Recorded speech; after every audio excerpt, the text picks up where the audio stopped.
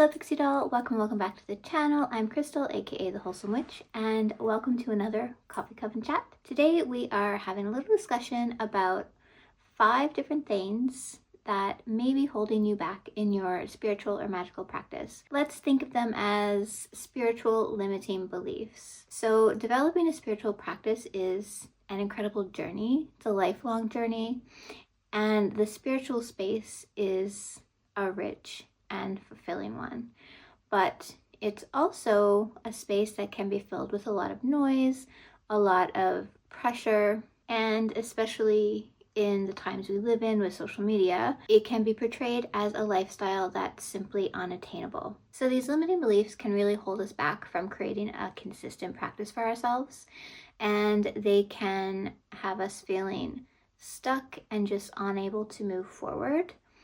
Moving past them, which is what I hope this video will help you do, can lead to a more meaningful practice, a more fulfilling practice, and a practice that we actually lean into every day with confidence and with our own authentic self and voice coming through. So if this sounds interesting to you, grab your favorite beverage. I have my coffee as per usual, and get a comfy seat. Let's get into it.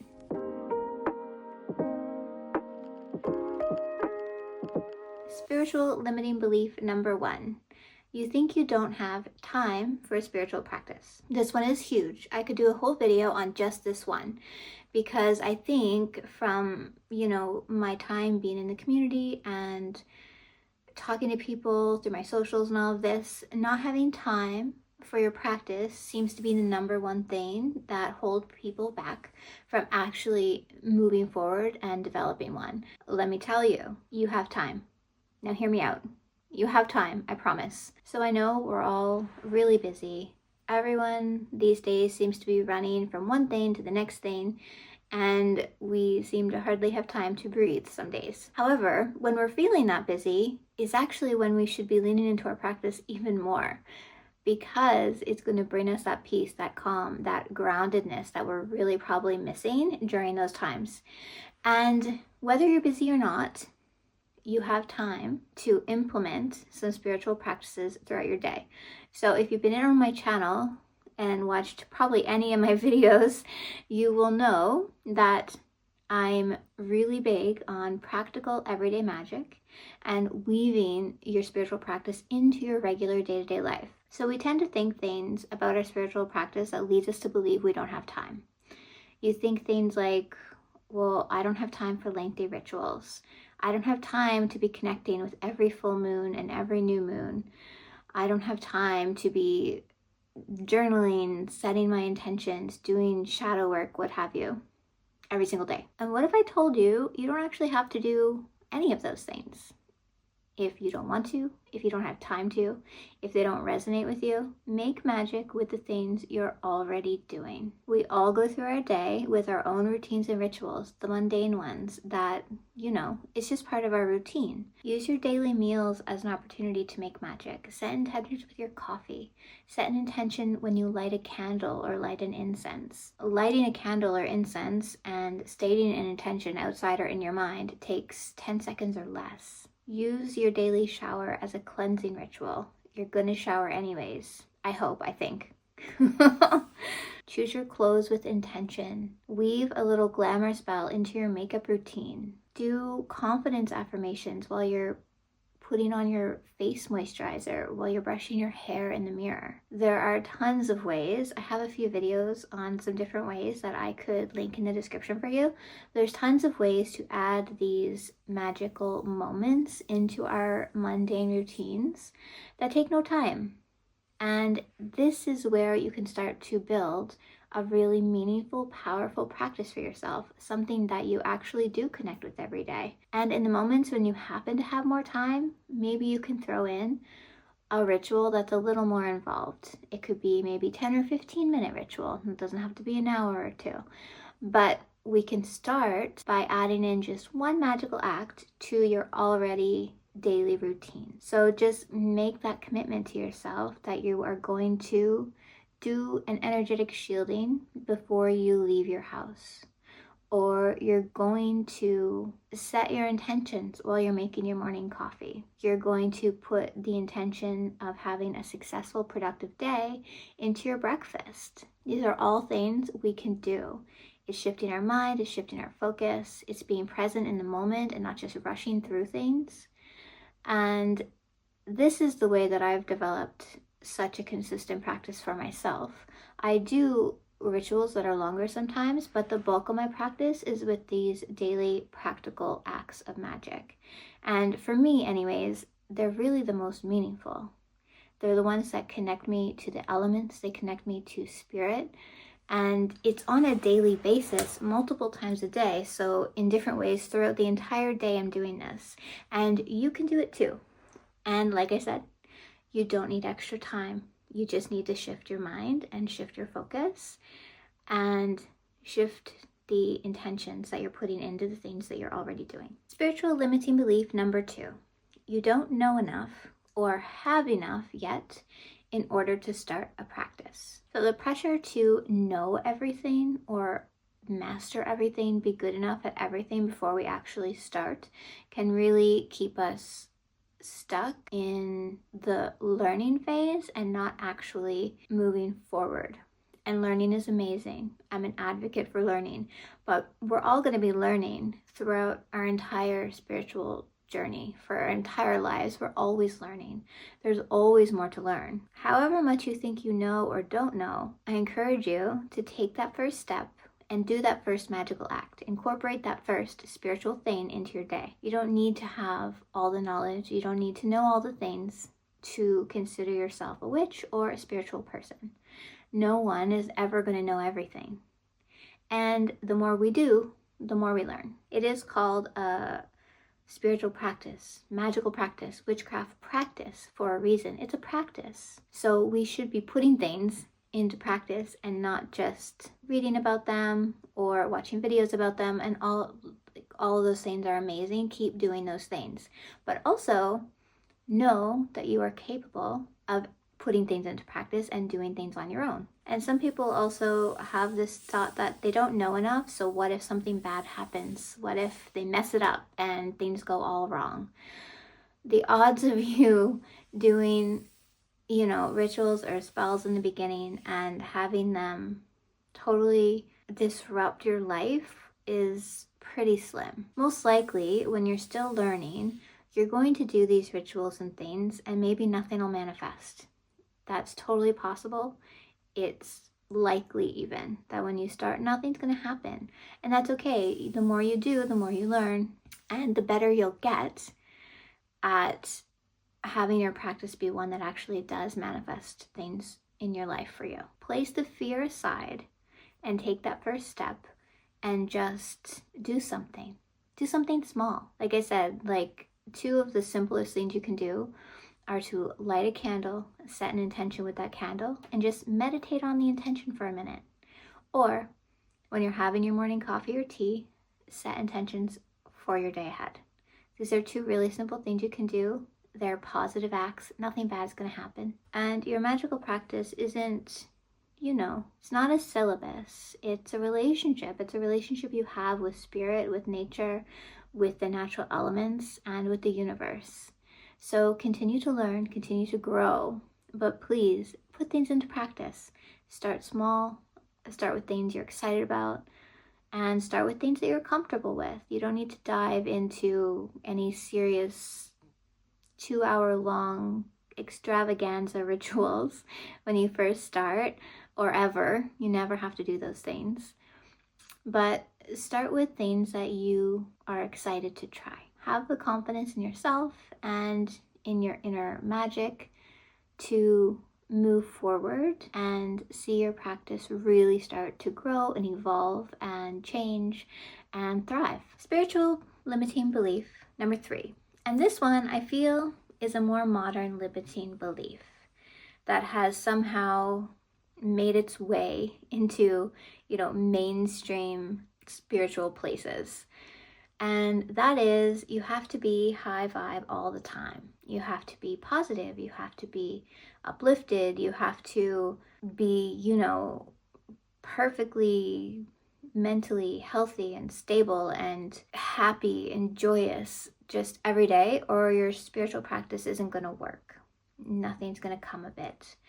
Or you're only going to manifest negative things. And this is not true. This is not human. And this isn't something that used to be a thing until the really recent few years. I feel like with all of the manifestation stuff that's out there now, and everyone's saying, live as your highest self and be in that high vibe energy and be positive, and positive things are going to come to you. That all does resonate with me 100%. I do believe that your mindset and trying to stay on that higher vibe frequency is extremely beneficial for your practice and for your spiritual health. But it's impossible to be there all the time. It's just we all have low days and we all have high days. And try as you might, nobody can be happy all the time. And it doesn't mean your spiritual practice isn't going to work for you. It's simply not true. Even when we're having a day that is, low or sad, we can absolutely still incorporate spirituality into it. And we should use it to help lift us up. We don't need to be high vibe in order to practice, but our practice can make us high vibe. Does that make sense? Your spiritual growth and personal growth is really going to happen in those shadow moments. They're going to happen in those times when you're not the happiest. But what's important is to be able to recognize the low vibe moments, accept them, greet them, sit with them, but be able to let them go, move past them, be able to shift them. Because a lot of these low energy kind of times that we have are brought about by our own mental warfare. Nothing bad is happening. It's a mental game. And on some days, we lose. Some days, it's our own negative thought patterns that we've probably had for years that are dragging us down and we can't get past. A lot of self-judgment, negativity towards ourselves, where we are in life, what we should be doing but aren't doing. These kinds of things are a lot of the time what brings us down. Dwelling on past situations, worrying about future situations. And these are things that we can move through, we can move past, and we should work on that personal growth, trying to shift these thought patterns and limiting beliefs that we place on ourselves. However, there are other times in life when bad stuff is just happening. It's happening and we're in it. And it's okay to feel down at those times. And I did a video about this the other day where these are times you should really lean into your spiritual practice. Lean into it and let it help you in those hard moments. But don't for a minute think that if you happen to be someone who has more low days than high ones, that your spiritual practice isn't going to help you or isn't going to make your life better, because it will. And you can do your practice. You can be in your practice, whether you're having a happy day or a sad one. And being in a place where we think, oh, we're too sad today, we're too anxious, we're too stressed to work on our spiritual practice, or, pay attention to it, spend some time on it, do a ritual even, it's just going to keep us stuck. It's going to be an excuse that has us pushing away our spiritual practice when we should really be calling it in, even more so in those low vibe times than in the high vibe ones. Spiritual limiting belief number 4. You think your practice needs to look a certain way. This is another one that I think has gotten more over the last few years because of the rise of social media and everything that's being put out on Instagram, on TikTok, even on YouTube. These places kind of paint a picture of what a witch's life should be that seems completely unattainable for most people. And I love these accounts, don't get me wrong. I follow many beautiful, aesthetically pleasing witchy accounts on Instagram. I watch, YouTube videos where they have a totally different lifestyle than me, a lifestyle that I wouldn't be able to have right now, or maybe even one I wouldn't actually want. but I like to watch it anyway. It doesn't mean I think my practice needs to look like that.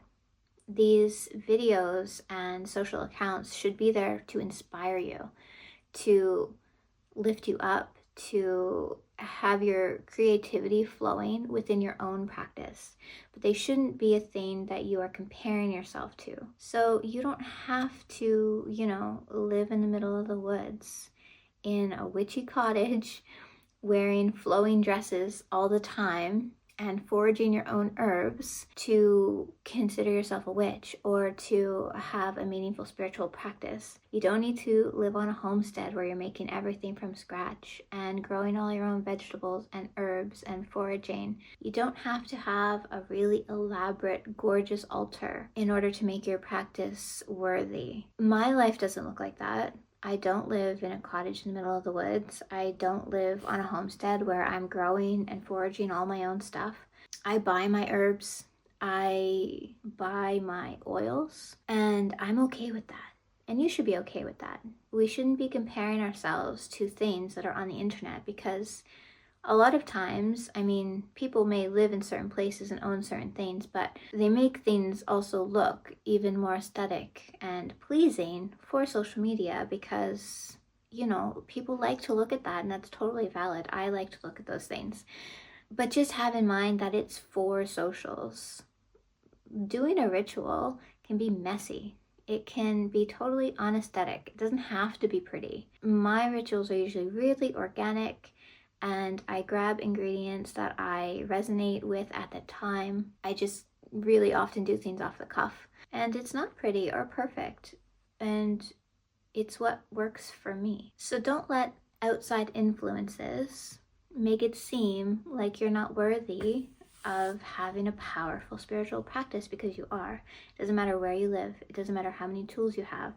It doesn't matter whether or not you even have an altar. You are valid. Your magic is valid. And comparing ourselves is just such a thief of joy in any aspect of our life, spiritual practice included. So embrace creating magic in the mess. Create magic in your mundane activities. Magic is all around us all the time, and it doesn't need to look a certain way in order for it to be powerful and valid. So we'll try and shake off that comparison and let us move forward with authenticity and with our own voice and with things that really resonate with us, not just things we've seen somewhere else. And spiritual limiting belief number 5, you don't believe you can. You don't believe you can make magic happen. You don't believe you're a real witch. Yes, you are. If you resonate with the term witch, if the lifestyle lights you up in some way, if you connect with nature, you connect with the supernatural, the mysterious, the otherworldly, the dark and beautiful, there are so many ways to be a witch. There are so many ways to have a spiritual practice. And we all have magic within ourselves. We all have intuition. We all have a spiritual side. And you can do it.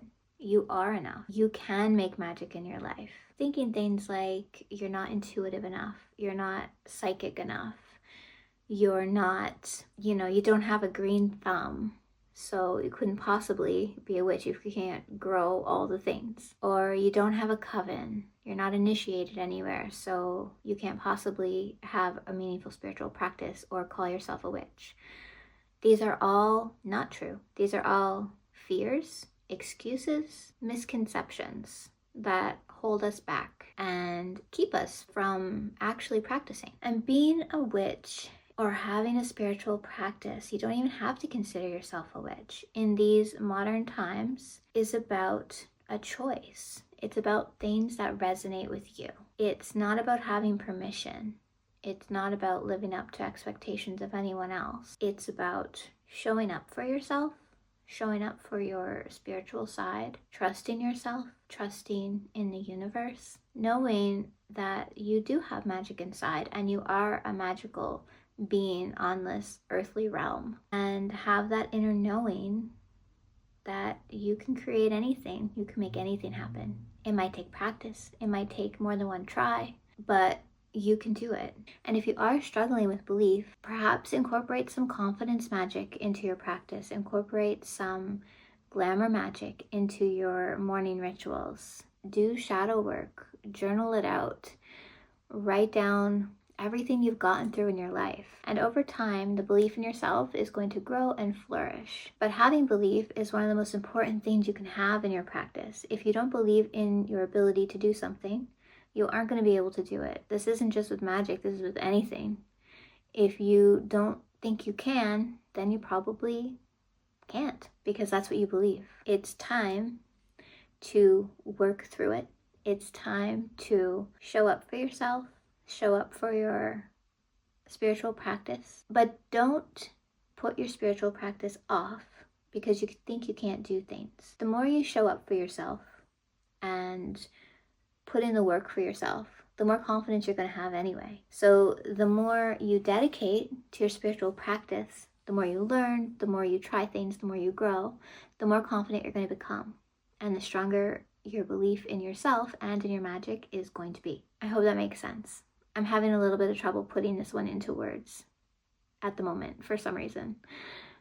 But just remember, the magic is in you always. Believe in you. You can achieve anything. You can create any kind of magic in your life that you want. But the first thing you got to do is show up for yourself and believe in yourself and do the work to strengthen that belief if it's an area that you struggle with.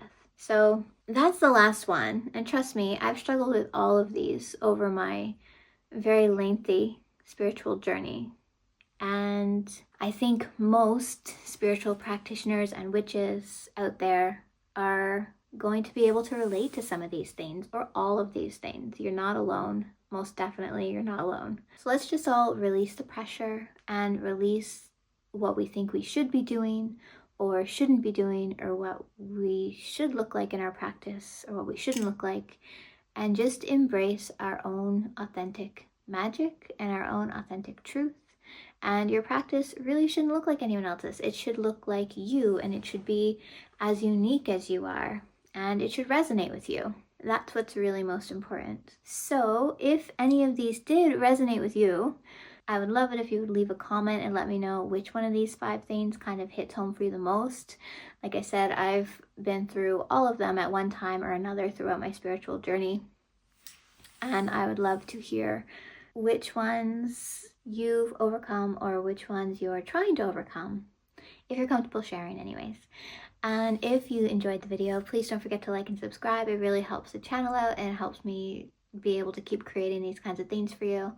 I'm gonna link some of my kind of practical magic videos down below, going back to the first misconception that I mentioned about not having enough time, so you can check those out later if you like. I'll also link my blog, my socials, and my monthly spellbook subscription that is filled with practical magic tips and advice if you want to check those out. And as always, thank you so much for being here right until the end. I appreciate you. And until next time, I am sending you many, many blessings. Bye.